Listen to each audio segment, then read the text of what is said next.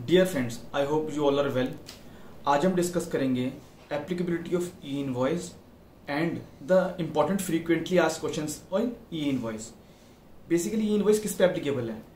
E invoice is applicable from 1/4/2021 on all those tax payers जिनके पिछले 4 साल मतलब 17, 18, 18, 19, 1920 एंड 2021 किसी भी 1 ईयर में 50 करोड़ से टर्नओवर ज्यादा है एग्रीगेट टर्नओवर, तो उस पर ई इनवॉइस एप्लीकेबल है। इधर एग्रीगेट टर्नओवर का मतलब क्या है? इधर एग्रीगेट टर्नओवर का मतलब है exempt supplies plus taxable supplies plus export supplies on pan number basis. उसके ऑल इंडिया में सप्लाई का टोटल अगर 50 करोड़ से ज्यादा है तो उस पर ई इनवॉइस एप्लीकेबल है 1/4/2021 से। नाउ ई इनवॉइस किन चीजों पे एप्लीकेबल है? ई इनवॉइस उन इनवॉइस पे एप्लीकेबल है जो कि B2B है और टैक्सेबल सप्लाईज के लिए एप्लीकेबल है। मतलब टैक्स इनवॉइस ऑफ B2B पे ई इनवॉइस एप्लीकेबल है। सेकंड, जीएसटी के डेबिट नोट पे एप्लीकेबल है, जीएसटी के क्रेडिट नोट पे एप्लीकेबल है and it is applicable on export invoices.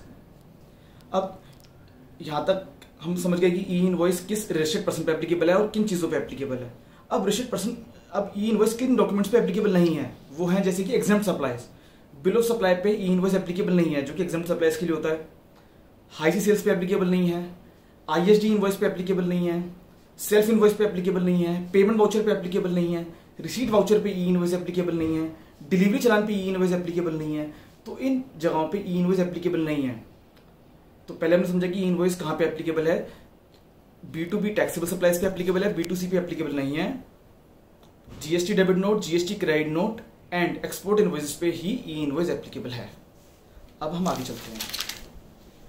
अब कुछ ऐसे टैक्स पेयर्स या एंटिटीज है जिन पे ई इनवॉइस एप्लीकेबल नहीं है, जैसे कि banking company including NBFC, secondly GTA goods transport agency, passenger transport services, multiplexes, SEZ units और जीटीए सारे हमने कवर कर लिए। इंश्योरेंस कंपनी पे भी एप्लीकेबल नहीं है।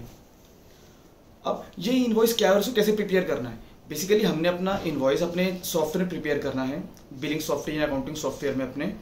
ये बिलिंग सॉफ्टवेयर उस इनवॉइस को जीएसएन में कन्वर्ट करेगा। ये जीएसएन हमने गवर्नमेंट के इनवॉइस रजिस्ट्रेशन पोर्टल IRP पे अपलोड करना है।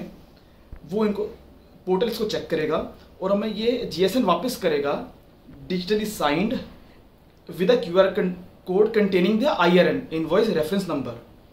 ये QR कोड को हम अपने इनवॉइस पे प्रिंट करके क्लाइंट को देंगे। इसी को ही ई इनवॉइस कहते हैं।